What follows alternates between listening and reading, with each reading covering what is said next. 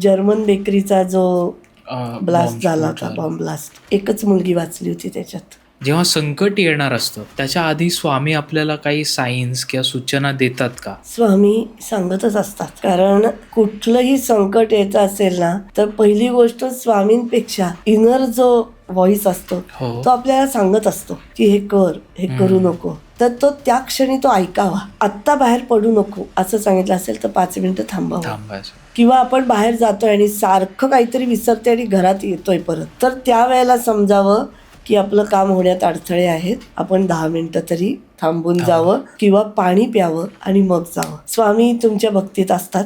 जो इष्टदेव आहे तो असतो, तो तुम्हाला हे सांगत असतो. जसं एक उदाहरण आहे माझ्याकडे, जर्मन बेकरीचा जो ब्लास्ट झाला होता, बॉम्ब ब्लास्ट, एकच मुलगी वाचली होती त्याच्यात. ती मुलगी मला एकदा भेटली आणि ती जाता ऐकत असेल तर तिला कळेल मला तिची आठवण आहे. तिचा भाचा तिला सांगत होता की तू जाऊ नको, तू थांब, आणि ती त्याला म्हणली मी येते, मी एक 15 मिनिटात जाते आणि येते. हे असतं की आपल्याला सांगत असतात स्वामी की तू हे कर, करू नको. तो आपला जो आतला आवाज असतो ना, तो प्रत्येकाने ऐकावा. आतापर्यंत जर तुम्ही हा व्हिडिओ बघितला असेल तर खाली सबस्क्राईबचं बटन दिसत असेल तर सबस्क्राईब करा. जर तुम्ही इंस्टाग्रामवर बघता तर फॉलो करा आणि पूर्ण पॉडकास्ट बघायचा असेल तर आमचा कॉस्मोस्टार मीडिया यूट्यूब चॅनलवर नक्की बघा.